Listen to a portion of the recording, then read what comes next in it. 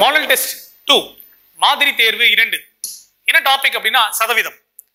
ஒவ்வொரு தேர்வுகள்லையும், அதாவது நம்ம எதிர்நோக்குகின்ற ஒவ்வொரு தேர்வுகள்லையும் ஒரு குறிப்பிட்ட டாபிக்லாம் இம்பார்ட்டன்டான டாபிக். அந்த இம்பார்ட்டன்டான டாபிக் வரைக்கும் பார்த்துக்கிட்டா கூட நம்ம எந்த ஒரு தேர்வாக இருந்தாலும் ஈஸியாக நம்ம வாங்கக்கூடியது. அந்த மாதிரி ஒரு எக்ஸாம் எடுத்துக்கிட்டோம் அப்படின்னா கண்டிப்பா இதுல இருந்து ஒரு கேள்வி எதிர்பார்க்கலாம் அப்படின்னு சொல்லக்கூடிய டாபிக் தான் இந்த பர்சன்டேஜ் அப்படின்னு சொல்லக்கூடிய டாபிக்.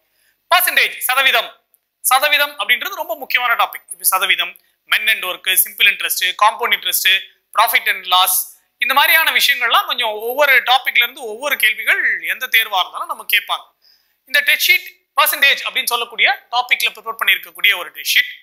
இதுல இருக்கக்கூடிய கேள்விகள் ஒவ்வொரு பர்சன்டேஜ்ல ஒவ்வொரு மாடல்ல ஒவ்வொரு கேள்விகள் எடுக்கப்பட்டிருக்குது. ஒவ்வொரு கேள்விகளும் வித்தியாசமா இருக்கும். இந்த மாதிரியான கேள்விகள் நீங்க ப்ரிப்பேர் பண்ணிக்கிட்டா உங்களுக்கு ரொம்ப யூஸ்ஃபுல்லா இருக்கும். சரிங்களா? அப்ப சதவீதம், நமக்கு பர்சன்டேஜ் அப்படின்றது என்னன்னு தெரியும். பர்சன்டேஜ் அப்படின்னு சொல்லக்கூடியது என்ன அப்படின்னா, நம்ம இந்த மாதிரி ஒரு சிம்பிள்ல தான் நம்ம ஸ்பெசிஃபை பண்ணுவோம். 100 எப்பயுமே நம்ம என்ன பண்ணுவோம்னா 100 தான் நம்ம என்ன பண்ணுவோம்னா பர்சன்டேஜா கன்சிடர் பண்ணுவோம். இந்த பர்சன்டேஜ் எல்லாமே 100ஐ சார்ந்தது. 100 தான் பர்சன்டேஜா, அதை தாண்டி கூட இருக்கலாமே, கண்டிப்பா இருக்கலாம். நம்ம பர்சன்டேஜ்னு சொல்லும்போது 100 வச்சு தான் நம்ம நிறைய விஷயங்கள் கால்குலேட் பண்றோம். ஆனா சதவீதம் எப்படின்றது என்னன்னா, நம்ம எடுத்துக்கிட்ட அளவை பொறுத்து தான் நம்ம சதவீதத்தை கால்குலேட் பண்ண முடியும். அதனால மைண்ட் என்ன ஃபிக்ஸ் பண்ணிக்க கூடாதுன்னா, சதவீதம்னா 100 தான், 100 தாண்டி எதுவும் இல்லை அப்படின்ற ஒரு விஷயம் ஃபிக்ஸ் பண்ணக்கூடாது. சரிங்க, இந்த சதவீதம் சிம்பிள் அப்படின்னு சொல்லும்போது இந்த பர்சன்டேஜ் அப்படின்னு சொல்லக்கூடியது சிம்பிளை என்ன குறிக்கும் அப்படின்னா, இந்த மாதிரி ஒரு சதவீதம் கொடுத்தா நம்ம கால்குலேட் பண்ணும்போது 100க்கு எவ்வளவு அப்படின்றது அர்த்தம். ஜென்ரலா ஒரு பர்சன்டேஜ் எதுவும் சொல்லாம இப்போ 30% அப்படின்னா என்ன அர்த்தம்னா, இந்த 30 அப்படின்றது 100க்கு எவ்வளோ அப்படின்றது 30% அப்படின்றது குறிக்கக்கூடியது. சரிங்களா? சரி, இப்போ நம்ம டெஸ்ட் ஷீட்டுக்கு போலாம். இந்த டெஸ்ட் ஷீட்ல இருக்கக்கூடிய கேள்விகள் ஒவ்வொன்றும் ஒரு மாடல்ல இருக்கும். அந்த கேள்வியை நம்ம படிக்கும் போது நமக்கு ஒரு வேரியேஷன் புரிஞ்சுக்கணும். இது இந்த மாதிரியான கேள்வி, இந்த கேள்வி இப்படி கேட்பாங்க, இந்த கேள்வியான விடை எப்படி இருக்கும் அப்படின்ற நம்ம அனலைசிஸ் பண்ணணும். சரிங்க, இப்போ முத கேள்வி என்ன அப்படின்னா, இருவர் மட்டும் போட்டியிடும் ஒரு தேர்வில், அதாவது ஒரு எலெக்ஷன் நடக்குது. அந்த எலெக்ஷன்ல 2 பேர் தான் நிக்கிறாங்க. ஒருவர் 40% மொத்த ஓட்டுகள் வாங்கி என்ன பண்றாருன்னா, ஒருத்தர் 40% ஓட்டு வாங்குறாரு, தோத்துறாரு. எவ்வளவு தோக்குறாரு, எவ்வளவு வித்தியாசத்தை தோக்குறாரு அப்படின்னா 1500 ஓட்டு வித்தியாசத்தில் தோற்கிறார். அந்த தேர்தலில் பதிவான மொத்த ஓட்டுகள் எண்ணிக்கை. இப்ப 2 டிஸ்கஷன் இருக்கு. என்ன டிஸ்கஷன் அப்படின்னா, ஒரு டிஸ்கஷன் என்ன அப்படின்னா, ஒருத்தர் 40% ஓட்டுல தோத்துட்டார், 40% ஓட்டு தான் வாங்கியிருக்காரு. அவர் இன்னொருத்தரை விட எவ்வளவு ஓட்டு கம்மியா வாங்கியிருக்காரு அப்படின்னா 1500 ஓட்டு கம்மியா வாங்கியிருக்கிறாரு. கொஸ்டின் என்ன அப்படின்னா, இன்னொருத்தர் எவ்வளவு ஓட்டு வாங்கியிருக்காங்கன்னு கேட்கல, அதுல மொத்தமா எவ்வளவு ஓட்டுகள் பதிவாயிருக்கு அப்படின்றதான் கேள்வி. அப்ப மொத்தமா எவ்வளவு ஓட்டு பதிவாயிருக்கு அப்படின்னு சொல்லும் போது என்ன அப்படின்னா, இப்போ நமக்கு என்ன அப்படின்னா, ஒருத்தர் 40% ஓட்டு வாங்கியிருக்காரு. ஒருத்தர் என்ன பண்ணிருக்காருன்னா 40% ஓட்டு வாங்கியிருக்காரு. ரைட். இவரை விட இன்னொருத்தர் என்ன அப்படின்னா 1500 ஓட்டு அதிகமா வாங்கியிருக்காரு. அப்போ எடுத்த உடனே நம்ம ஒரு பெரிய கணக்கு மாதிரி பெருக்கி கூட்டி இதெல்லாம் எதுவுமே கால்குலேட் பண்ண வேண்டாம். நமக்கு 100% அப்படின்ற ஒரு விஷயத்த மனசுக்குள்ள வச்சுக்கணும். 100% அப்படின்ற ஒரு விஷயத்த மனசுக்குள்ள வச்சுக்கிட்டா, இப்போ ஃபர்ஸ்ட் பர்சன், அதாவது ஏ அப்படின்ற ஒரு நபர் எவ்வளவு வாங்கியிருக்காரு, 40% ஓட்டு வாங்கியிருக்காரு. பி அப்படின்னு சொல்லக்கூடியவர் என்ன அப்படின்னா, ஏற்கனவே வாங்கினவரை விட தோத்தவரை விட 1500 அதிகமா வாங்கியிருக்காரு. அப்போ இவரும் அந்த 40% ஓட்டு வாங்கியிருப்பாரு.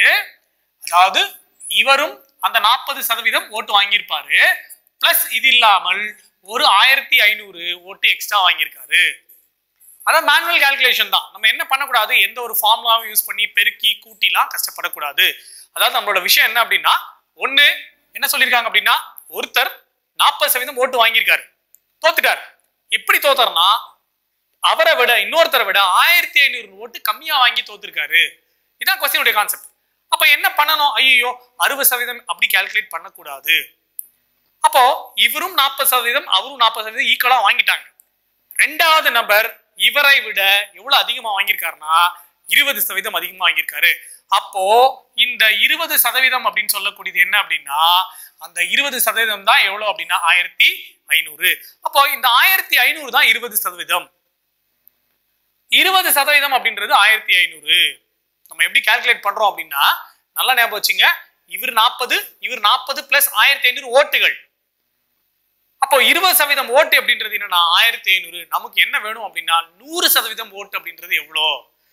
அப்போ இது 20% அப்படின்னு சொல்லும் பொழுது இத 20%, அப்போ 20% அப்படின்னு சொல்லக்கூடியது என்ன அப்படின்னா 20% அப்படின்றது என்ன கால்குலேட் பண்ணலாம்னா 1500.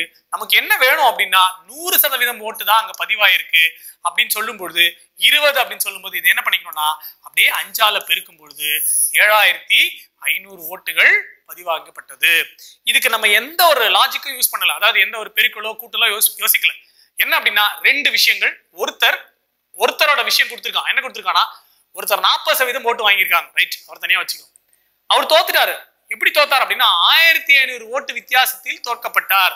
அப்ப இன்னொருத்தர் என்ன அப்படின்னா இவர் வாங்கின ஓட்டு வாங்கியிருப்பாரு, அது கூட எக்ஸ்ட்ரா 1500 வாங்கியிருக்காரு.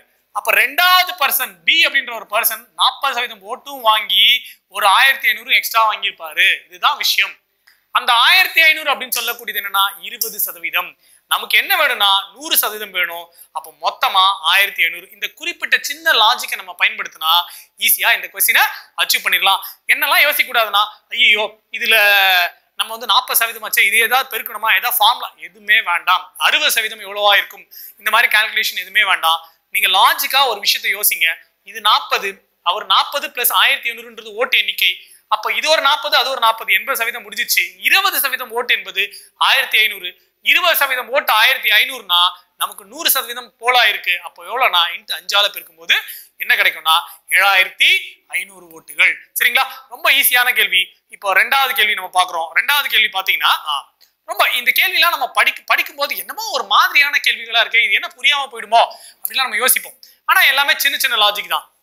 ஒரு லைப்ரரி, இனி library 20% of books are English. என்ன சொல்றான்னா இங்கிலீஷ் 20% புக்கு ஒரு லைப்ரரியில இங்கிலீஷ் புக் இருக்கு. ஒரு நூலகத்தில் 20% புத்தகங்கள் ஆங்கிலத்தை சார்ந்தவை. புக் எடுத்துக்கிட்டா 20% இங்கிலீஷ்ல இருக்கு. கொஸ்டின்ல அடுத்த லைனை படிக்கணும். 50% ஆஃப் த ரிமைனிங் புக்ஸ். நல்லா ஞாபகம் வச்சுங்க. அடுத்த ஒரு லாஜிக் சொல்றாங்க. ஒரு நூலகத்தில் 20% புத்தகங்கள் ஆங்கிலத்தை சார்ந்தவை. 20 பேர் ஆங்கிலம், ஓகே, முடிஞ்சிருச்சு.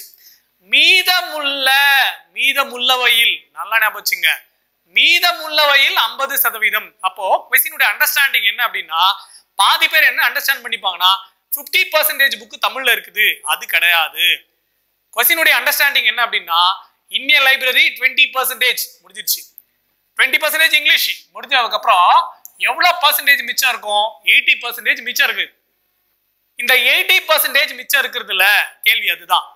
80% மிச்சம் இருக்கிறதுல மீதம் உள்ளதில் 50% பாருங்க. 50% அதுல எவ்வளவு சதவீதம் அப்படின்னா 50%. அதாவது இந்த 80ல நல்லா ஞாபகம் வச்சுங்க, 80% மிச்சம் இருக்கிறது. இதுல 50% 50% என்ன அப்படின்னா தமிழ் புக்ஸ் இருக்கு. சரிங்களா? இது இல்லாமல் மற்ற மொழி புத்தகங்கள் எவ்வளவு அப்படின்னா 800. அப்போ நம்மள குழப்பற கொஸ்டின் என்ன அப்படின்னா நிறைய பேர் என்ன புரிஞ்சுப்பாங்க அப்படின்னா 20% இங்கிலீஷ், மீதம் உள்ளதில் 50%. ஓ 50 தமிழ் தனியா இருக்குது அப்படின்னு சொல்லிட்டு 50ன்றது தனியா போடுவாங்க. அப்படி கிடையாது. 20 இங்கிலீஷ் முடிஞ்சிருச்சு. 20% முடிஞ்சதுக்கு அப்புறம் எவ்வளவு அப்படின்னா மீதி 80% தான் மீதமுள்ள புக்கு. அந்த மீதம் உள்ளதுல கேள்வியதான் the remaining percentageல 50% தமிழ், 50% தமிழ் கொடுத்துட்டான். அடுத்ததுக்கு என்ன சொல்றானா மிச்சம் 800 புக்கு என்ன இருக்கு அப்படின்னா 800 புக்கு மற்ற மொழிகள் உள்ளது. கேள்வி என்ன, எத்தனை மொழிகளில் எத்தனை தமிழ் மொழி புத்தகங்கள் உள்ளது? ஒண்ணுமே கிடையாது. கொஸ்டினை பார்த்த உடனே கூட ஆன்சர் சொல்லிடலாம். ஏன் அப்படின்னா இப்போ இந்த 80ல இங்க 50ன்னு சொல்லிட்டோம், இவங்க 800ன்னு சொல்லிட்டோம். பாதி தமிழ், அப்ப பாதி மத்த புத்தகங்கள். பாதி மத்த புத்தகங்கள் எண்ணிக்கை என்ன 800. அப்போ இவங்க 50 அவங்க 50 தானே கணக்கு. அப்போ தமிழ் புத்தகத்தோட எண்ணிக்கையும் எவ்வளவுதானா 800. சரிங்களா? அப்போ என்ன கன்ஃபியூஸ் ஆகக்கூடாது அப்படின்னா இந்த 20% அப்படின்றது கேள்வியை புரிஞ்சுக்கிட்டு கேள்வியை மீதம் உள்ள அதான் கேள்வி. the remaining எவ்வளவு இருக்கு 80. என்ன பண்ணிடக்கூடாதுன்னா இந்த தமிழ் 20 இங்கிலீஷ் 50 இப்படின்னு கால்குலேட் பண்ணா தப்பு வரும். சரிங்களா? அப்போ என்ன லாஜிக் அப்படின்னா, ஒரு இங்கிலீஷ் புக்ஸ் வந்து 20% இருக்கு, மீதம் அப்படின்னா எவ்வளவுனா 80ல அதுல பாதி தமிழ், பாதி மத்த புத்தகங்கள். மத்த புத்தகங்களோட எண்ணிக்கை 800னா அப்ப தமிழோட புத்தகங்களும் என்னவாதான் இருக்கும்? 800 தான் இருக்கும். சரிங்களா? ரொம்ப ஈஸியான கேள்விதான். இதான் பெர்சன்டேஜ்ல இருக்கக்கூடிய ஒரு முக்கியமான விஷயங்கள். சரிங்களா? ஈஸியான கேள்வி, நம்ம அண்டர்ஸ்டாண்ட் பண்ணிக்கிறதுல தான் இந்த கேள்விகள் இருக்கு. சரிங்க. Third question. A person spends 75% of his salary. என்ன பண்றாரு அப்படின்னா, யாரோ ஒருத்தர் 75% செலவினம் பண்றாரு. பாருங்க, 75% என்ன பண்றாருன்னா 75% வந்து செலவு செய்யறாரு.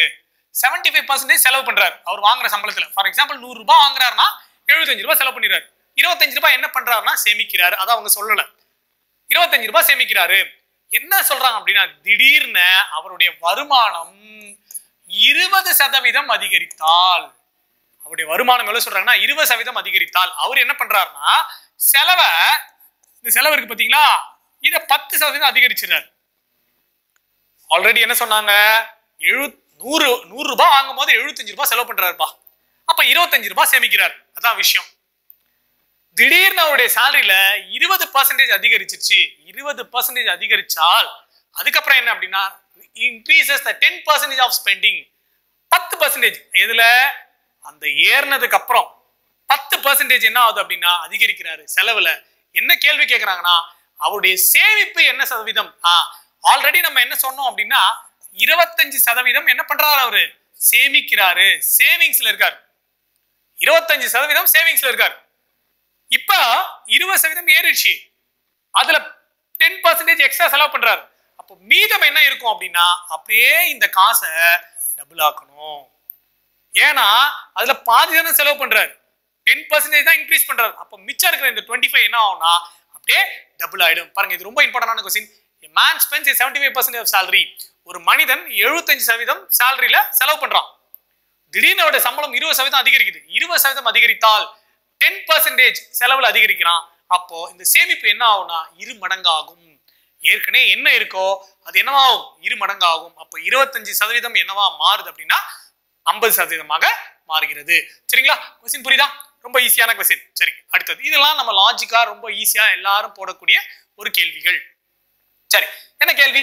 88% of 370 plus 24% of 210 minus some x, அந்த இடத்துல ஒரு x வரும்னு வச்சுக்கோங்களேன், is equal to 118 அப்படின்னா அந்த மீதம் இருக்கக்கூடிய ஆளுடைய வேல்யூ என்ன? அப்ப கேள்வி என்ன அப்படின்னா 88% ஆஃப் அப்படின்னா என்ன அர்த்தம்? into 370 plus 24% of 210. ஆஃப்ன்றது ஒண்ணும் இல்லைங்க, சாதாரணமா நம்ம பெருக்கல் தான் ஆஃப்னு சொல்லுவாங்க. சரிங்களா? இன்ட்டு எவ்வளோ 210 is equal to எவ்வளோ அப்படின்னா 118. இது ஒரு பெரிய மாடல் क्वेश्चनே கிடையாது, இது ஒரு நார்மலான இருக்கிற क्वेश्चन தான். அப்போ 88/100 இன்ட்டு 370 பிளஸ் வழக்கம் போல இங்க ஒரு 220%. ஓகே, 20% அப்படின்றது என்ன அப்படின்னா உங்களுக்கே தெரியும்.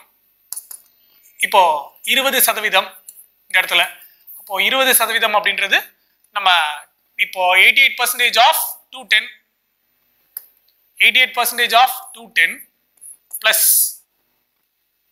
24% of, அப்போ 24% of 210, இங்க ஒரு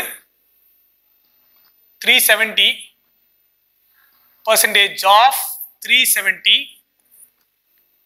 24% of 210 is equal to எவ்வளவு கொடுத்துருக்காங்க அப்படின்னா 118 கொடுத்துட்டாங்க. இப்போ வழக்கம் போல 88/100 இன்ட்டு 370, இங்க ஒரு 370 நம்ம போடுறோம். 370 அப்படின்னு சொல்லும்போது 370 பிளஸ் 24 அப்படின்னு சொல்லும்போது 24/100 இன்ட்டு ஒரு 210 is equal to 118. சரிங்க, இப்போ வழக்கம் போல நம்ம என்ன பண்ணக்கூடாது அப்படின்னா, இப்போ ஒரு ஜீரோக்கு ஒரு ஜீரோ கேன்சல், ஒரு ஜீரோக்கு ஒரு ஜீரோ கேன்சல். இப்போ ரிமைனிங் என்ன இருக்குன்னா ஒரு 88 இன்ட்டு ஒரு 37, இதை தனியா பெருக்குங்க. இதை பெருக்கும்போது பாருங்க 56 மிச்சம் 5 56 61 மறுபடியும் 24 மிச்சம் 2 24 26 6 5 12 3. அப்ப இது எவ்வளவு ஆச்சு அப்படின்னா 3256/10 பிளஸ் அங்க ஒரு 24 into 21. அப்ப 24 into 21 21 into 4 அப்படியே கூட போட்டுக்கலாம். எவ்வளவு வரும் அப்படின்னா 21 into 4. அப்ப 4 இங்க ஒரு 8 84 அப்படியே வச்சுக்கலாம். 21 into 2 42 42 50. அப்ப இது எவ்வளவு ஆச்சு அப்படின்னா 504/10 ஒரு மைனஸ் எக்ஸ். அதான் நம்ம கண்டுபிடிக்க போறோம். Minus x is equal to எவ்வளோன்னா 118. அப்போ இதை நம்ம என்ன பண்றோம் அப்படின்னா கால்குலேட் பண்ண போறோம். கால்குலேட் பண்ணும்போது என்ன வருதுன்னு பாருங்க. ரெண்டுமே கீழே 10ன்றதால அப்படியே ஆட் பண்ணிக்கலாம். 3256 இது கூட எவ்வளவு கட்டுறோம்னா 504 கூட்டுறோம். கூட்டும்போது 10 அப்படியும் 5 6 மாறும் 6 7 3. அப்போ என்ன கிடைக்குது 3760/10 ஒரு ஜீரோக்கு ஒரு ஜீரோ. அப்போ ரிமைனிங் என்ன கிடைக்கும்? ரிமைனிங் இது போயிருச்சு. அப்போ அந்த பக்கம் இருக்கும்போது என்ன அப்படின்னா 376 minus x is equal to 118. அப்போ 376 இதை இங்க கொண்டு வரோம். மைனஸ் எக்ஸ் அங்கே கொண்டு போறோம். 376ல இருந்து 118 கழிக்கிறோம். மறுபடியும் இங்க ஒரு 8. சரிங்களா? இப்போ 3 இங்க எவ்வளவு இருக்கு அப்படின்னா ஒரு 376ல இருந்து 118 கழிக்கிறோம். அப்ப 376ல இருந்து 118 கழிச்சா 16 8. இது என்னவா மாறும்னா 6 மாறும். 6னா 5 அப்புறம் 2 258. சரிங்களா? இது ஒரு சிம்பிள் கால்குலேஷன் தான். என்னன்னா மேத்தமெட்டிக்கலா நம்ம போடும்போது என்ன பண்ணணும் அப்படின்னா ஃபர்ஸ்ட் இந்த 88 அப்படின்னு சொல்லும்போது 88%/100. இப்போ கேன்சல் ஆகாத பட்சத்துல இது பெரிய கணக்கா இருக்குது. என்ன ரீசன் அப்படின்னா இங்க 2 0 கேன்சல் ஆயிடுச்சுன்னா இது சீக்கிரம் முடிஞ்சிட்டு இருக்கும். 2 0 கேன்சல் ஆகாதால தான் என்னன்னா இது ஒரு பெரிய கணக்கா போயிட்டு இருக்கு. சரிங்களா? அப்ப 88% அப்படின்றது 88/100 into 370. ஒரு ஜீரோக்கு ஒரு ஜீரோ கேன்சல். மறுபடியும் 24% அப்படின்னு சொல்லும்போது 24/100 into 210 ஒரு ஜீரோக்கு ஒரு ஜீரோ கேன்சல். இதை நீங்க பெருக்குனீங்கன்னா 3256/100 10 வரும். அதே மாதிரி இங்க பெருக்குனீங்கன்னா 504/10 வரும். இதை டோட்டலா பை 10ன்றதால கூட்டும்போது அது கேன்சல் ஆயிடும். இந்த டோட்டலா கழிச்சிக்கலாம் உங்களுக்கு என்ன கிடைக்குன்னா 2580 கிடைக்கும். சரிங்களா? 258 அப்படின்றது ஆன்சர். இது சிம்பிளான வரக்கூடிய நிறைய எக்ஸாம்ல ரிப்பீட் ஆகக்கூடிய ஒரு இம்பார்ட்டன்டான மாடல் என்ன அப்படின்னா நிறைய क्वेश्चन பேப்பர்லாம் எடுத்து பாத்தீங்கன்னா இந்த மாடலான क्वेश्चंस தான் ரிப்பீட் பண்ணிருப்பாங்க. சரிங்களா? ஓகே, நெக்ஸ்ட் क्वेश्चन பார்க்கலாங்களா? சரி, அடுத்த क्वेश्चन என்ன அப்படின்னா இதெல்லாம் ஈஸி தான். ஒருத்தருடைய worker receives 11,250 as a bonus which is a 15% of the annual salary. What is his monthly salary? என்ன சொல்றாங்க அப்படின்னா ஒருத்தருக்கு போனஸ் கொடுக்குறாங்க.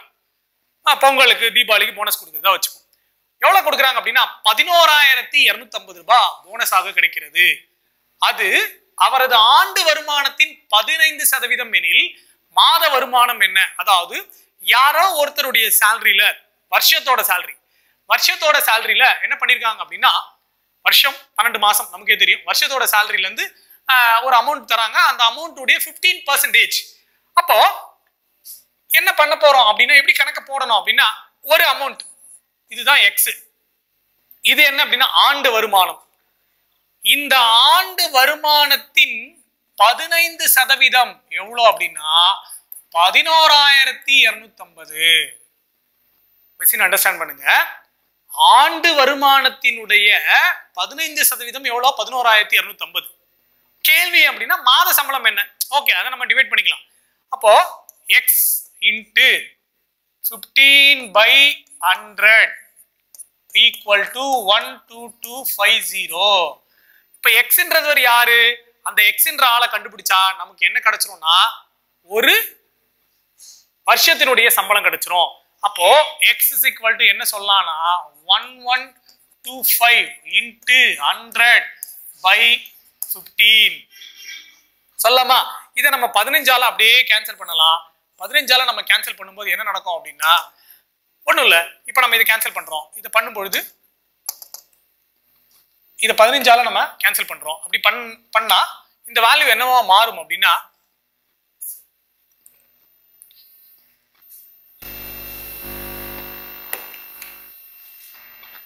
இப்போ நம்ம இந்த அந்த ஆண்டு வருமானம் அப்படின்னு சொல்லும்போது இதை நம்ம என்ன பண்றோம்னா அப்படியே 15ஆல டிவைட் பண்றோம். அப்போ 15 அப்படின்னு சொல்லும்போது நமக்கு தெரியும் 105 அப்படின்றது 7 முறை.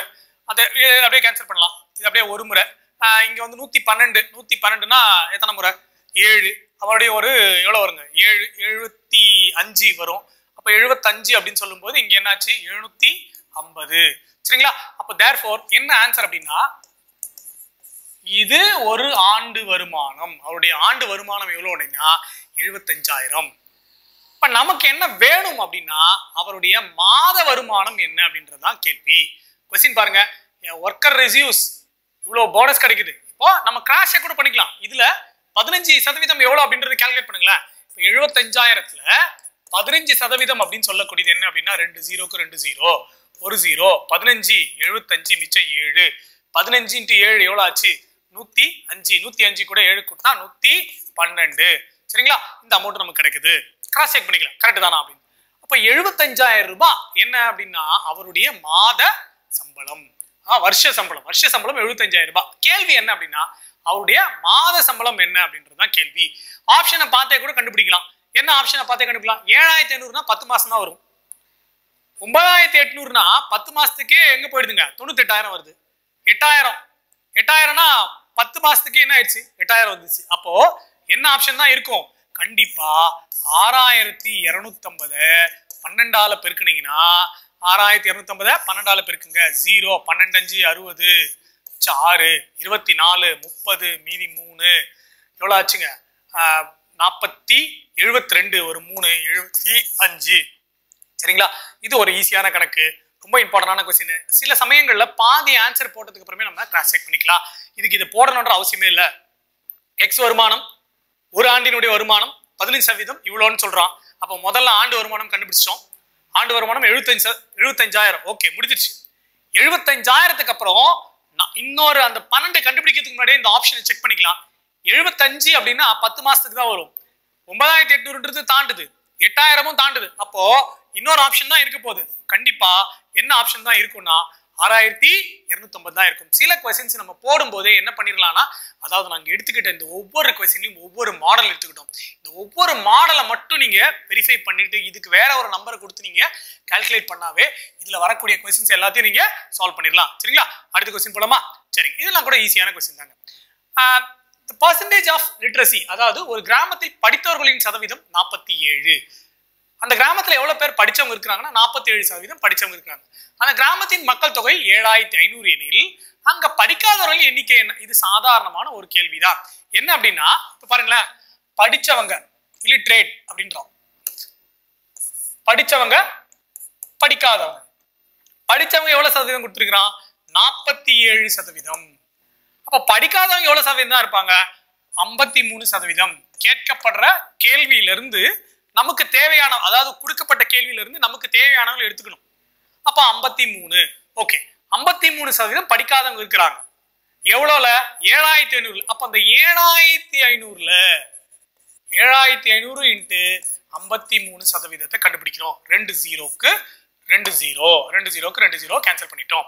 அப்ப ரிமைனிங் என்ன இருக்குன்னா 75 இன்ட்டு 53 பெருக்குனா நமக்கு ஆன்சர் வந்துடும். இவ்வளவு பேரு அந்த கிராமத்துல படிக்காதவங்க இருக்கிறாங்க. அப்போ இது ஒரு 15 மிச்சம் 1, இது 20 21 22 மறுபடியும் 25 மிச்சம் 2 35 37 5 7 9 3 3975.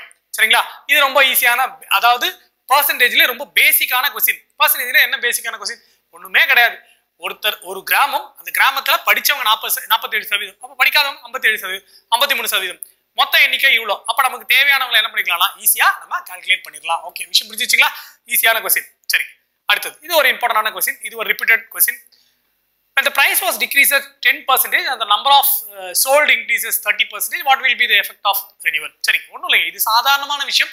இந்த கேள்வி கூட நிறைய எக்ஸாம்ஸ்ல பாத்தீங்கன்னா இந்த மாடல், அதாவது அதிகரித்தல் குறைதல், அதிகரித்தல் குறைதல், குறைதல் அதிகரித்தல், இந்த மாடல் கொஸ்டின்ஸும் நிறைய முறை ரிப்பீட் பண்ணியிருப்பாங்க. ஒரு விஷயம் அதிகரிக்கும் குறையும், சில கொஸ்டின்ஸ்ல குறையும் அதிகரிக்கும். இதுக்கு வந்து ஜென்ரலா நம்ம என்ன பண்ணிக்கிறோம் அப்படின்னா ஒரு ஃபார்முலா கூட யூஸ் பண்ணலாம். ஃபார்முலா யூஸ் பண்ணாம அப்படியே கூட நம்ம கால்குலேட் பண்ணலாம், கொஞ்சம் இதுவா இருந்தா. சரி, என்ன ஃபார்முலா யூஸ் பண்ணலாம் இதுக்கு அப்படின்னா, ஒரு பொருள் இல்ல ஏதோ ஒரு இடம், அதிகரித்து குறைஞ்சாலும் சரி, குறைஞ்சு அதிகரித்தாலும் சரி, அதுக்கு ஒரு ஈஸியா ஒரு ஃபார்முலா யூஸ் பண்ணுங்க. ஒரு எக்ஸ், ஒரு ஒய், அதுக்கப்புறம் xy/100. இந்த ஃபார்முலா நீங்க யூஸ் பண்ணீங்கன்னா ஈஸியா அந்த அதிகரிக்குதா குறைதான்ற விஷயத்த கண்டுபிடிச்சிடலாம். ஆனா கொஸ்டின்ல ரீப்ளேஸ் பண்ணும்போது என்ன பண்ணணும் அப்படின்னா, பொருளோட விலை இல்ல ஏதோ ஒன்னோட ஒரு உருவத்தின் விலை, இப்போ செவ்வகத்தினுடைய நீளம் அதிகரிக்கிறது, அகலம் குறைகிறது, வட்டத்தினுடைய ஆரம் அதிகரிக்கிறது, இந்த மாதிரியான கேள்விகள் கொடுப்பாங்க. அப்ப அந்த இடத்துல அந்த அதிகரிக்கிறது குறைக்குதுன்ற விஷயம் மட்டும்தான் நமக்கு தேவை. அது பொருளா இல்ல உருவமா அப்படின்றது தேவையில்லை. சரிங்களா? இதே மாதிரி நம்ம நிறைய இடங்கள்ல உருவங்களை வச்சு கொடுப்பாங்க. வட்டத்தினுடைய ஆரம் அதிகரிக்கிறது, சதுரத்தினுடைய பக்கம் அதிகரிக்கிறது, குறைகிறது, இந்த மாதிரிலாம் கொடுப்பாங்க. அப்போ என்ன பண்ணக்கூடாதுன்னா அந்த உருவத்தை யோசிக்க கூடாது. இந்த லாஜிக்கை யூஸ் பண்ணீங்கன்னா உங்களுக்கு ஈஸியா இருக்கும். சரி, இது எப்படி போடுறது அப்படின்னா, இதுல ஒரு முக்கியமான விஷயம் இருக்குது. எந்த அளவு குறையுதோ, குறைன்ற வார்த்தை வரக்கூடிய அளவை மைனஸ் ஆகும், அதிகரிக்கிற வார்த்தையில வரக்கூடிய அளவை வந்து பிளஸ் ஆகும் கன்சிடர் பண்ணி போடணும். விடை பிளஸ்ல வந்தா அதனுடைய அளவு அதிகரிக்கிறது, விடை மைனஸ்ல வந்தா அந்த மைனஸை கன்சிடர் பண்ணக்கூடாது, அளவு வந்து குறைகிறது. ஃபார் எக்ஸாம்பிள் இந்த கேள்வி பாத்தீங்கன்னா என்ன அப்படின்னா, இந்த கேள்வியில் என்ன கொடுத்துருக்காங்க அப்படின்னா 10% குறைகிறது. அப்போ 10% குறைகிறது, 30% அதிகரிக்கிறது. இது ரெண்டு தான் நமக்கு தேவை. சரி, அப்போ முதல்ல எக்ஸ் 10% குறைகிறது. அப்ப என்ன பண்ணிக்கணும்னா, குறைகிறது அப்படின்னா ஒரு மைனஸ் போடணும். அடுத்தது 30% அதிகரிக்கிறது. அப்போ அந்த 30க்கு என்ன போடணும்னா பிளஸ் போடணும். அப்புறம் xy. அப்ப xy நம்ம வழக்கம் போல என்ன பண்ணிக்கணும்னா, ஒரு -10, ஒரு 30/100. வழக்கம் போல என்ன ஆகுங்க, இந்த 2 0க்கு 2 0 கேன்சல் ஆயிடும். அப்போ இது கேன்சல் ஆனதுக்கு அப்புறம் அங்க என்ன இருக்குன்னா வெறும் -3 மட்டும் வரும். இங்க -10 + 30, அங்க ஒரு -3. பாத்தீங்கன்னா இது எவ்வளவு ஆச்சு? 20. 20ல இருந்து 3 போச்சுன்னா எவ்வளவு கிடைக்கும்னா 17% அப்படின்னு சொல்லக்கூடியது பிளஸ்ல வந்திருக்குது. அப்ப 17% பிளஸ்ல வந்திருக்கிறதால இது அதிகரிக்கிறது. சரிங்களா? இந்த மாடல் क्वेश्चन எனக்கு தெரிஞ்சு நிறைய எக்ஸாம்ல 90% எந்த ஒரு டேலண்ட் எக்ஸாமா இருந்தாலும் சரி, எந்த ஒரு மாடல் எக்ஸாமா இருந்தாலும் சரி, முதல்ல இந்த क्वेश्चनக்கு சதவீதம் அப்படின்னா இந்த क्वेश्चனை ஒரு 90% எதிர்பார்க்கக்கூடிய ஒரு மாடல். சரிங்களா? அப்போ அதிகரிக்கிறது அப்படின்னா அதை பிளஸ் குறியை நோட்டிஃபை பண்ணிக்கணும், குறைகிறது அப்படின்னா மைனஸ் குறியை நோட்டிஃபை பண்ணணும். இப்போ x + y xy/100 இதே மாதிரி 3 டைமென்ஷனுக்கு கூட இருக்குது. 3 பேர் கொடுத்தா கூட அதையும் இதே ஃபார்முலா வச்சு கூட போடலாம். குறைகிறதுனா மைனஸ் போடணும், அதிகரிக்குதுன்னா பிளஸ் போடணும். அப்படி போடும்போது இதை கால்குலேட் பண்ணி வரக்கூடிய விடை பிளஸ்ல வந்தா அதிகரிக்குது, வரக்கூடிய விடை மைனஸ்ல வந்தா குறைகிறது. சரிங்களா? क्वेश्चन புரிஞ்சிடுச்சா? ஈஸியான கேள்விதான். சரிங்களா? அடுத்த क्वेश्चन. இந்த கேள்வியும் பாத்தீங்கன்னா ஒண்ணுமே இல்ல, சாதாரண ஒரு கணங்கள் சார்ந்த ஒரு விஷயங்கள், கணங்களை நம்ம போட்ட விஷயமே தான் இங்கேயும் நம்ம போட போறோம். இனி exam 80% of student passed in English. என்ன சொல்றாங்க அப்படின்னா, ஒரு எக்ஸாம் நடக்குது. அந்த எக்ஸாம்ல இங்கிலீஷ்ல 85% பேரு, சாரி 80%, இங்கிலீஷ்ல 80% பாஸ் பண்றாங்க, மேக்ஸ்ல 85% பாஸ் பண்றாங்க. அதுக்கப்புறம் 75% பேரு என்ன அப்படின்னா ரெண்டுலயும் பாஸ் பண்றாங்க. இதை தாண்டி இன்னும் கொஞ்சம் இருக்கு. என்ன இருக்கு அப்படின்னா 40 பேர் பாஸே பண்ணல. 40 மாணவர்கள், 40% இல்ல 40 மாணவர்கள் என்ன ஆகல அப்படின்னா பாஸே ஆகல. சரி, அப்ப முதல்ல நமக்கு என்ன தெரியணும் அப்படின்னா, அந்த 40 மாணவர்கள் இரண்டிலும் தோல்வி அடைஞ்சிட்டாங்க. கேள்வி என்னன்னா, ஒரு எக்ஸாம், அந்த எக்ஸாம்ல இங்கிலீஷ்ல பாஸ் பண்ணவங்களுடைய பெர்சன்டேஜ் 80, மேக்ஸ்ல பாஸ் பண்ணவங்களுடைய பெர்சன்டேஜ் 85, ரெண்டுத்துலயும் பாஸ் பண்ணவங்களுடைய பெர்சன்டேஜ் 75. என்ன கேட்கறாங்க அப்படின்னா, 40 பேர் பாஸே பண்ணல, ரெண்டுத்துலயுமே பாஸே பண்ணல. கேள்வி என்ன அப்படின்னா, ரெண்டுத்துலயும் பாஸ் ஆனவங்களுடைய எண்ணிக்கை என்ன? கேள்வி என்னன்னா எண்ணிக்கை. அப்ப முதல்ல சதவீதத்தை கண்டுபிடிக்கணும். என்ன சதவீதத்தை கண்டுபிடிக்கணும்னா, ரெண்டுத்துலயும் பாஸ் ஆனவங்களுடைய சதவீதத்தை கண்டுபிடிக்கணும். எப்படி ரெண்டுத்துலயும் பாஸ் ஆனவங்களுடைய சதவீதத்தை கண்டுபிடிக்கிறது? ரொம்ப ஈஸி. முதல்ல என்ன பண்ணுங்க, இந்த 75ன்றது 2 பேருக்கும் பொதுவானது. அப்போ ஃபர்ஸ்ட் லாஜிக் என்ன அப்படின்னா, 80ல இருந்து 75 கழிக்கணும், அது 5. இந்த காமனா இருக்கிற ஆளை கழிக்கணும். அதே மாதிரி 85ல இருந்து 75 கழிக்கணும். ஃபர்ஸ்ட் விஷயத்தை புரிஞ்சுங்க. அதாவது காமனா 75 பேர் ரெண்டுத்துலயும் தேர்ச்சி. 80 மேக்ஸ், 80 இங்கிலீஷ், 85 மேக்ஸ், 75 பேர் காமன். அந்த 75 என்ன பண்ணா ரெண்டுத்துல இருந்து கழிச்சிட்டோம், விடை வந்துருச்சு. அப்போ இது ஒரு 5, இது ஒரு 10. யாரெல்லாம் கூட்டணும் அப்படின்னா 5, 10 காமனா இருக்கிற 75 மூணு பேரையும் கூட்டினா எவ்வளவு அப்படின்னா 90%. 90% பேரு என்ன அப்படின்னா ரெண்டுத்துலயும் பாஸ் ஆயிருக்காங்க. 90% பேர் என்ன அப்படின்னா ரெண்டுத்துலயும் பாஸ் ஆயிட்டாங்க. சரி, ஆன்சர் எப்படி கண்டுபிடிக்கிறது? அங்கதான் ஒரு க்ளூ இருக்கு. 40 மாணவர்கள் இரண்டிலும் தோல்வி அடைந்தனர். அப்போ 90% பேர் எக்ஸாம் பாஸ் பண்ணிட்டா, எவ்வளவு சதவீதம் பேர் பாஸ் பண்ணல? 10% பேர் தான் பாஸ் பண்ணல. 90% பாஸ் பண்ணிட்டான். எப்படி கண்டுபிடிக்கணும்? அந்த காமனா இருக்கிற ஆள கழிச்சுட்டு அவங்கள கூட்டிட்டு ஆன்சர் வந்துருச்சு. இப்போ என்ன அப்படின்னா 90% பாஸ், 10% ஃபெயில். இது ஃபெயில். இந்த ஃபெயிலோட எண்ணிக்கை கொடுத்துட்டான். ஃபெயிலோட எண்ணிக்கை எவ்வளவு கொடுத்துருக்கான்? 40ன்னு கொடுத்துருக்கான். அப்போ இது 40. 10% மாணவர்களுடைய எண்ணிக்கை 40 இருந்தா 100% ஆன்சர் எவ்வளவு இருக்கும்? 400. அப்போ மொத்தமா அந்த தேர்வு எழுதிய அல்லது அந்த மொத்த மாணவர்களின் எண்ணிக்கை எவ்வளவுனா 400. சரிங்களா? ரொம்ப ஈஸியான ஒரு வென் டயக்ராம், அதாவது வென் டயக்ராமை யூஸ் பண்ணி பெர்சன்டேஜை சார்ந்த ஒரு கணக்கு. அப்ப ஃபர்ஸ்ட் என்ன பண்ணக்கூடாது அப்படின்னா 90% எவ்வளவுன்றது கால்குலேட் பண்ணக்கூடாது. அதுக்குதான் அந்த 10% ஆன்சர் 40 கொடுத்துருக்கான் பாத்தீங்களா, அதான் க்ளூ. 10% 40 இருந்தா இது 90. அப்ப 90% அப்படின்னு சொல்லும்போது மொத்தமா சேர்த்தா 400. அப்ப பாஸ் பண்ணவங்க அப்படின்னு சொல்லும்போது 360, பாஸ் பண்ணாதவங்க 40, மொத்த மாணவர்கள் அப்படின்னு சொல்லும்போது என்ன ஆயிடுச்சுங்க? 400. சரிங்களா? இது கணங்களை சார்ந்த ஒரு கேள்வி, ஆனா பெர்சன்டேஜை யூஸ் பண்ணக்கூடிய ஒரு கேள்வி. சரிங்களா? சரி, அடுத்த கேள்வி. இதுவும் இம்பார்ட்டன்ட். இது மாடல்ல ரெண்டு விஷயங்கள் இருக்குது. ஒரு விஷயம் என்ன அப்படின்னா 2 numbers are less than the third number. அதாவது என்ன சொல்றாங்க அப்படின்னா 3 பேர் இருக்காங்க. 1 2 3 நம்பர். இந்த 3 நம்பர்ல இந்த ஃபர்ஸ்ட் நம்பர் அப்படின்னு சொல்லக்கூடியது என்ன அப்படின்னா, ஃபர்ஸ்ட் நம்பர் எப்படி இருக்கு அப்படின்னா மொத நம்பரை விட எப்படி இருக்கு அப்படின்னா 30% கம்மியா இருக்கு. Less than. ரெண்டாவது நம்பர் கூட கம்பேர் பண்றாங்க. ரெண்டாவது நம்பர் மூணாவது நம்பர் கூட கம்பேர் பண்ணும்போது 37% கம்மியா இருக்கு. கேள்வி என்ன அப்படின்னா 2 எண்ணுக்கும் முதல் எண்ணை விட எவ்வளவு குறைவு? கொஸ்டின் பாருங்க. ரெண்டாவது எண்ணு முத எண்ணை விட எவ்வளவு குறைவு? இதுலயே இன்னொரு கேள்வியும் இருக்கு. என்ன கேள்வி அப்படின்னா 1வது நம்பர்ல இருந்து 2வது நம்பருக்கு எவ்வளவு குறைவு அப்படின்றது. சரி, இப்போ இரு எண்கள், நான் என்ன சொல்றேன்னா எனக்கு அந்த எண்கள் தெரியல, அதனால சதவீதத்துல கொடுத்துருக்கிறதால அந்த 3வது எண்ணை நான் என்னவா கன்சிடர் பண்றேன்னா 100ஆ கன்சிடர் பண்றேன். இந்த 3வது நம்பரை 100ஆ கன்சிடர் பண்றேன். அப்போ ஃபர்ஸ்ட் நம்பர்னு சொல்றோம் பாத்தீங்களா, அவரு எவ்வளவு இருப்பாரு? 30% அப்படின்னா அந்த நம்பர் என்னவா இருக்கும்? 30% அப்படின்றது அதுல போயிடுதுல, போனா எவ்வளவு இருக்கும்? 70. சரி, ரெண்டாவது நம்பர்ன்றது 37%, அது எவ்வளவு இருக்கும்? 63 இருக்கும். கேள்வி என்ன அப்படின்னா இந்த ரெண்டாவதுக்கும் முதலுக்கும் இடைப்பட்ட எவ்வளவு சதவீதம் குறைவா இருக்கும் அப்படின்றது கேள்வி. எவ்வளவு குறைவா இருக்குன்றது கேள்வி. இதே எக்ஸாம்ல சில எக்ஸாம்ல 1க்கும் 2க்கும் உள்ள ரிலேஷன்ஷிப் கூட கேட்பாங்க. இப்ப கேள்வி என்ன? 3 பேர், 1 2 3. மொத ஆள் மூணாவது ஆளை விட 30% கம்மி, ரெண்டாவது ஆள் மூணாவது ஆளை விட 37% கம்மி. கேள்வி என்ன அப்படின்னா 2க்கும் 1க்கும் இடைப்பட்ட எவ்வளவு குறைவா இருக்குதுன்றது கேள்வி. ரெண்டாவது எண் முதல் எண்ணை விட எவ்வளவு குறைவா இருக்குன்றது கேள்வி. அப்போ எப்படி கால்குலேட் பண்ணணும் அப்படின்னா ஃபர்ஸ்ட் எனக்கு சதவீதத்துல கொடுத்துருக்க 3வது நம்பர் 100ஆ எடுத்துக்கிறேன். 3வது நம்பர் 100ஆ இருந்தா முத நம்பர் 70, ரெண்டாவது நம்பர் 63.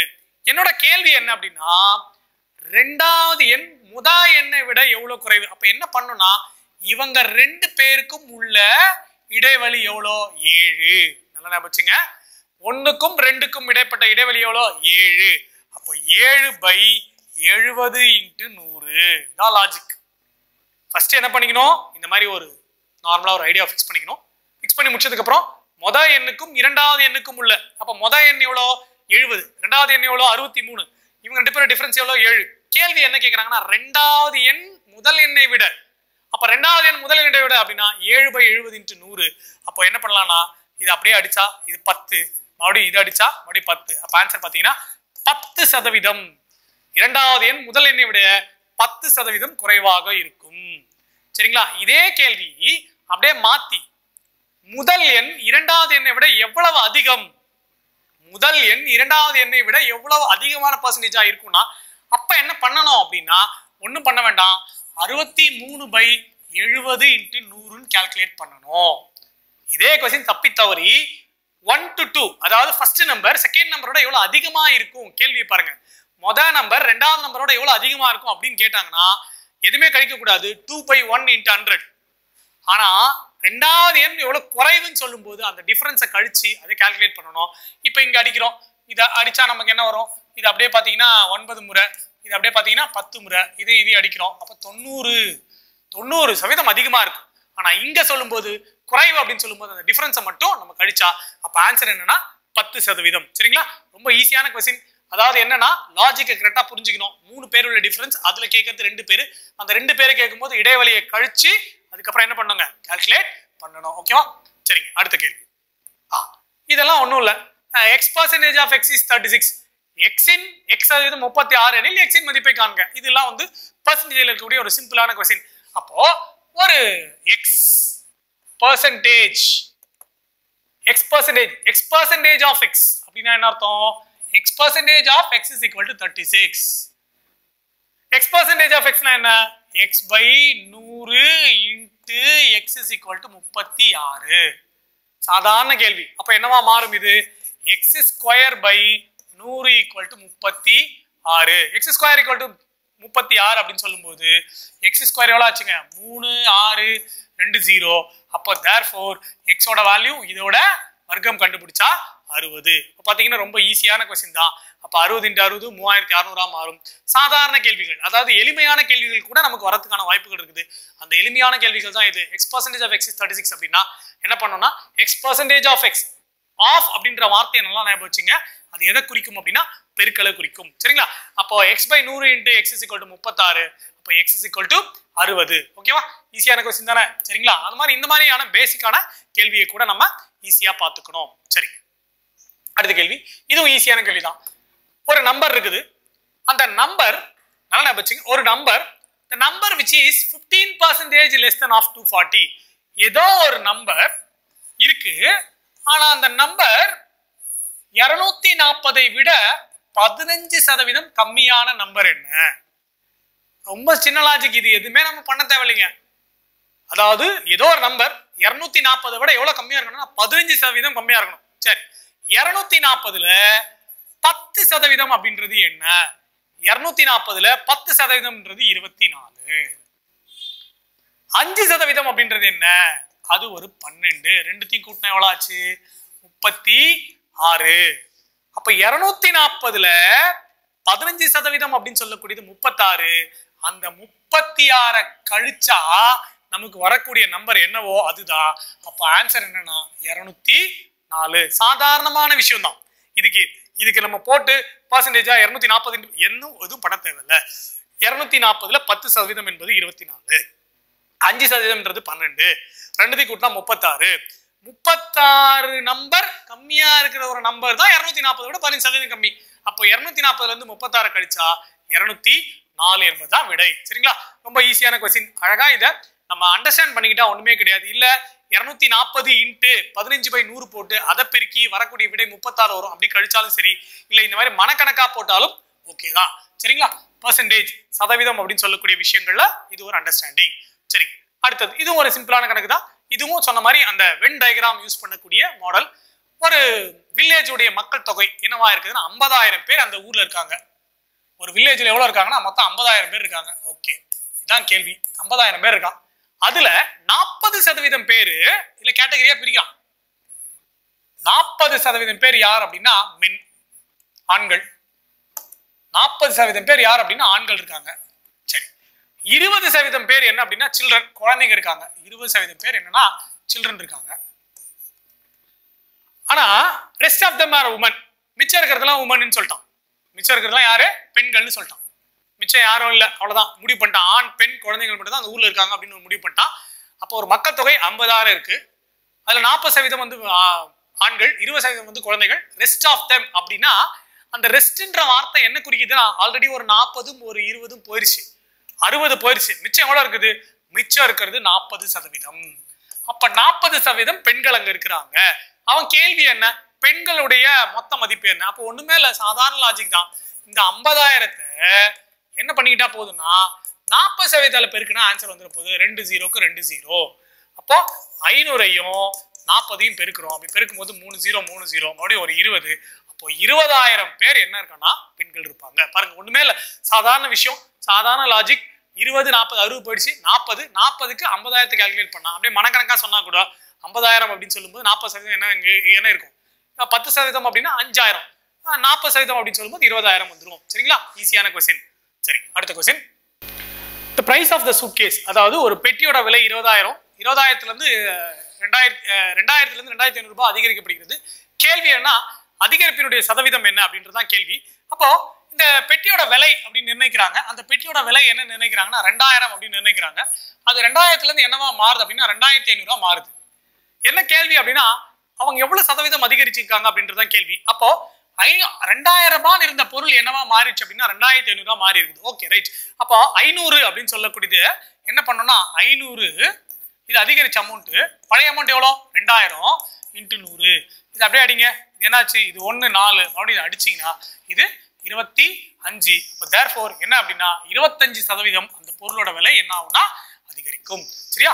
நம்ம அமௌண்ட் அப்படின்னு சொல்லக்கூடிய விஷயங்கள் என்ன அப்படின்னா எவ்வளவு இன்க்ரீஸ் ஆகுது அப்படின்னா இந்த விலையை நம்ம நிர்ணயிச்சதுக்கு அப்புறம் அந்த அதிகரிச்சப்பட்ட சதவீதம் நமக்கு கிடைக்கும். ஓகேங்களா? விஷயம் புரிஞ்சிருச்சா? சரி, ஈஸியான கேள்விகள் தான். இதை நம்ம ஒரு முறை அண்டர்ஸ்டாண்ட் பண்ணிக்கிட்டா போதும். சரி, இது ஒரு இம்பார்ட்டன்டான கொஸ்டின். என்ன அப்படின்னா A salary is 20% less than the B salary, then how much percentage B is salary of increases? அதான் வந்து கேள்வி. அப்போ ஒரு சதவீதம், அதாவது A அப்படின்ற ஒரு சம்பளம் வந்து 20% யாரை விட கம்மி அப்படின்னா B-யை விட கம்மி. அப்போ B அப்படின்றவரோட ஊதியம் என்ன நிர்ணயிக்கப்படும் அப்படின்றது கேள்வி. அப்போ என்ன பண்ணணும் அப்படின்னா நம்ம கேள்விகள் வந்து நிர்ணயிக்கப்படும் போது இதனுடைய மதிப்புகள் குறையும் அப்படின்னா வேல்யூ வந்து குறையுது அப்படின்றாங்க. அப்போ வேல்யூ குறையுது அப்படின்னு சொல்லும்போது என்ன பண்ணணும் அப்படின்னா இப்போ ஃபார் எக்ஸாம்பிள் ஒரு நம்பரை இப்போ கொடுக்குறத நம்ம ஏன்னு வச்சுக்கணும்னு வச்சுங்களேன். A/100 - A × 100. இது வந்து வார்த்தைகள்ல குறையும் அப்படின்ற வார்த்தை வந்துச்சுன்னா, லெஸ் தேன் அப்படின்ற வார்த்தை வந்துச்சுன்னா இந்த ஃபார்முலா பயன்படுத்தணும். சப்போஸ் அதிகரிக்குது அப்படின்னு சொன்னா என்ன பண்ணணும்னா A/100 + A × 100%. இது என்ன அப்படின்னா அதிகரிக்குது அப்படின்னு சொன்னா இந்த ஃபார்முலா பயன்படுத்தணும். இப்போ கேள்வியில என்ன, இது வந்து குறைகிறது அப்படின்ற வேர்டு வரும்போது இது வந்து அதிகரிக்கிறது அப்படின்னு சொல்லக்கூடிய வேர்டு வரும்போது இப்போ என்ன சொல்றாங்கன்னா ஏவின் ஊதியம் B-யின் ஊதியத்தை விட ஏவோட ஊதியம் B-யோட ஊதியத்தோட 20% குறைவை பத்தி பேசுறாங்க. குறைவை பத்தி பேசினா கழிக்கணும். அதே கொஸ்டின் அதிகரிக்கிறத பத்தி கேட்டா, அதாவது குறைவை கொடுத்துக்கிறாங்க, கேட்கறது வந்து ஊதியம் B-யை விட எவ்வளவு அதிகம், அதாவது கொடுக்கப்பட்டவை குறைவா இருந்தா இந்த ஃபார்முலாவை பயன்படுத்தணும். கொடுக்கப்பட்டவை அதிகம் அப்படின்னா இந்த ஃபார்முலாவை பயன்படுத்தணும். அப்ப கொடுக்கப்பட்டது குறைவுன்னு சொல்லும்போது 20/100 - 20 × 100. அப்போ 20/80 × 100 அடிக்கிறோம். இது 4 மறுபடியும் அடிச்சா 25. அப்ப 25% என்ன ஆகும் அப்படின்னா அந்த வேல்யூ வந்து இன்க்ரீஸ் ஆகும். சரிங்களா? கொஸ்டின்ல கொடுக்கப்பட்டவை குறைத்தலா இருந்தா நீங்க எடுத்துக்கிற ஃபார்முலா மைனஸா இருக்கணும். கொடுக்கப்பட்ட மதிப்பு அதிகமா இருந்தா நீங்க எடுத்துக்கிற ஃபார்முலா பிளஸ்ஸா இருக்கணும். இதான் ஆன்சரை கண்டுபிடிக்கிறத கன்சிடர் பண்ணக்கூடாது. இந்த கணக்கு ரொம்ப இம்பார்ட்டன்டான கொஸ்டின். அதாவது சேலரியை கம்பேரிசன் பண்ணும்போது ஏவோட சேலரி B-யோட சேலரி விட இவ்வளவு கம்மியா இருக்குது அப்படின்னா B-யோட சேலரி எவ்வளவு அதிகமா இருக்கும் அப்படின்னு சொல்லும்போது கொடுத்தது குறைத்தலா இருந்தால் நீங்க குறைவா இருக்கிறது எடுத்துக்கணும், குறைத்தல் அதிகமா இருந்தா அதிகமா இருக்கிறத எடுத்துக்கணும். ஓகேங்களா? சரிங்க, அடுத்தது லாஸ்ட் கொஸ்டின். இந்த கொஸ்டினுடைய விஷயங்கள் ஈஸி தான், ஏற்கனவே நம்ம கன்சிடர் பண்ணாமே அதே தான். The price of the item is increased by 30 and decreased by 30. Then the price compared to original என்ன சொல்றாங்க அப்படின்னா முதல்ல ஒரு பொருள் 30% அதிகரிக்கப்பட்டு கூட்டப்பட்டு 30% குறைக்கப்படுகிறது. அப்போ என்னன்னா 30% increases, ஒரு 30% என்ன ஆகுது அப்படின்னா அதிகரிக்கப்படுகிறது. முதல்ல அதிகரிப்பு, அப்புறம் குறைதல். அப்ப நான் ஏற்கனவே உங்களுக்கு சொன்னேன் என்ன அப்படின்னா என்ன யூஸ் பண்ணணும்னா x + y + xy/100. ஒரு பொருள் அதிகரிக்கப்பட்டு குறையப்பட்டா இல்ல குறையப்பட்டு அதிகரிக்கப்பட்டாலும் இதை யூஸ் பண்ணுங்க. குறையல் அதிகம் அப்படின்னு சொல்லும்போது பிளஸ் யூஸ் பண்ணோம், குறைதல் அப்படின்னு சொல்லும்போது மைனஸ் யூஸ் பண்ணோம். அப்போ ஃபர்ஸ்ட் 30 ஏன்னா அதிகரிக்கப்படுது, அப்புறம் என்ன பண்றோம் ஒரு -30 பிளஸ் 30 × -30/100. என்ன நடக்கும்? இந்த 30 அப்படியே கேன்சல் ஆயிடும், இந்த 2 0 அப்படியே கேன்சல் ஆகும், கேன்சல் ஆகிட்டு என்ன கிடைக்குன்னா -9 கிடைக்கும். ஆனா -9 ஆன்சர் கிடையாது. என்ன சொல்லணும்னா 9% குறைகிறது. ஈஸியா ஞாபகம் வச்சுங்க. சேம் நம்பர்ஸ் கொடுக்கும் பொழுது நல்லா ஞாபகம் வச்சுங்க. Same numbers increase and degrees கொடுத்தாங்கன்னா ஆன்சர் இஸ் ஃபிக்ஸ்டு. ஆன்சர் வந்து ஒரே ஆன்சர் தான், அது எந்த மாற்றமும் இல்லை. என்ன ஆன்சர் வரும் அப்படின்னா நல்லா ஞாபகம் வச்சுங்க. ஈஸியா நான் ஒரு விஷயம் சொல்றேன். சேம் நம்பர்ஸ் கொடுக்கும் பொழுது ஃபார் எக்ஸாம்பிள் 10 10 20 20 அந்த மாதிரிலாம் கொடுத்தாங்கன்னா இப்போ பாருங்களேன் 10% குறைந்து 10% அதிகரித்தால் ஆன்சர் என்னன்னா 1% குறைகிறது. அதே கொஸ்டின் 20% அதிகரித்து 20% குறைந்தால் ஆன்சர் 4% டிக்ரீஸ். 30% அதிகரிச்சு 30% குறைந்தால் ஆன்சர் ஃபிக்ஸ்டு. என்ன ஆன்சர் ஃபிக்ஸ்டுனா 9% குறைகிறது.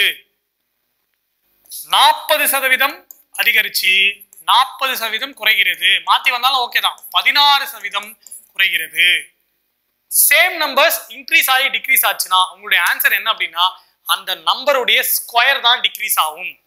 அந்த நம்பருடைய ஸ்கொயர் தான் டிக்ரீஸ் ஆகும். ஃபார் எக்ஸாம்பிள் 100% அதிகரிச்சு 100% குறைந்தால் 100% அதிகரிச்சு 100% குறைந்தால் ஒரு 0 விட்டுரும். ஒரு 0 விட்டா 10 10 அப்படின்றது 100. இங்க பாத்தீங்கன்னா ஆன்சர் 100%. அதே ஆன்சர் தான். 100% குறைகிறது. ஆன்சர் வந்து குறைகிறது தான். ஒரு நம்பர் சேம் நம்பர் இன்க்ரீஸ் ஆகி டிக்ரீஸ் ஆனாலும் சரி, டிக்ரீஸ் ஆகி இன்க்ரீஸ் ஆனாலும் சரி, ஆன்சரை பொறுத்த வரைக்கும் ஒன்னே ஒண்ணுதான். என்ன ஆன்சர் அப்படின்னா உங்களோட ஆன்சர் மாறவே மாறாது. அந்த ஆன்சர் வந்து குறைகிறது மட்டும்தான். நல்லா ஞாபகம் வச்சுங்க.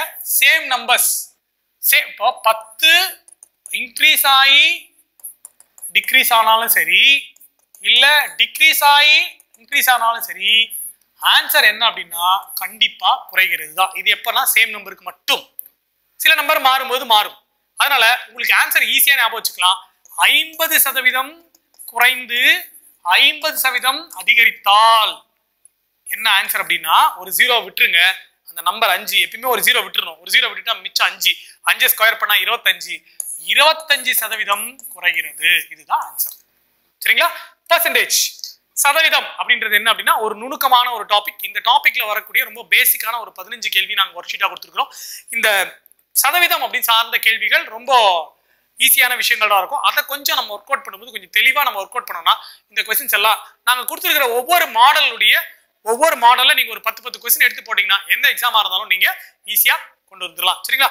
அதாவது என்ன அப்படின்னா நம்ம எழுதிக்கிற இந்த கொஸ்டின்ஸ் எல்லாமே என்ன அப்படின்னா ஒவ்வொரு லாஜிக்ல ஒரு கேள்வி. கேள்வியிலேருந்தே அப்படி தான் இருக்கும். ஒவ்வொரு மாடல்ல ஒரு கேள்வி. அதாவது கணங்களை யூஸ் பண்ற மாதிரி எப்படி, சாதாரணமா ஒரு பெர்சன்டேஜ் என்ன, இந்த பொருளோட விலை டிக்ரீஸ் ஆகுது எப்படி, இந்த மாதிரி நம்ம என்ன பண்ணிருப்போம்னா ஒவ்வொரு மாடல்ல ஒரு கேள்விகள் சால்வ் பண்ணிருப்போம். அதாவது நம்ம ஈஸியான வழிமுறைகள் அப்படின்றது ஒரு விஷயம் இருக்குது. ஆனா என்னன்னா சில கேள்விகள் இந்த வழிமுறையோட நீங்க கத்துக்கிட்டீங்கன்னா அந்த ஃபாஸ்ட்னஸ் அப்படின்றது என்னன்னா ஆட்டோமேட்டிக்கா இம்ப்ரூவ் ஆகும். ஃபார் எக்ஸாம்பிள் ஒரு கேள்வியில இருக்கக்கூடிய நுணுக்கம், அதாவது என்னன்னா பர்சன்டேஜை பயன்படுத்தாமே கூட நம்ம விடை போடலாம், மனக்கணக்கில் போடலாம் அப்படின்றதுக்கு மாடல் ஒரு எக்ஸாம்பிள். அதாவது பர்சன்டேஜ்னா பெருக்கி கூட்டி தான் போடணுன்ற அவசியம் இல்லை, நம்ம மனக்கணக்காக கூட சில கேள்விகளை போடலாம் அப்படின்னு சொல்லக்கூடிய ஒரு எக்ஸாம்பிள்ஸ் தான் நம்ம இங்க போட்டிருக்கிறோம். அதனால சதவீதம் அப்படின்னு சொல்லக்கூடியது நல்ல டாபிக். நீங்க இந்த ப்ராப்ளம்ஸ் எல்லாம் பார்த்துட்டு இதை சார்ந்த நிறைய ப்ராப்ளம்ஸ் எல்லாம் நீங்க ஒர்க் அவுட் பண்ணுங்க. இதை சார்ந்த ஏதாவது டவுட் இருந்தாலும் நீங்க அனுப்புங்க. அதுக்கான நாங்க அந்த ஒர்க் ஷீட்டையும் மறுபடியும் அனுப்புறோம். தேங்க்ஸ்.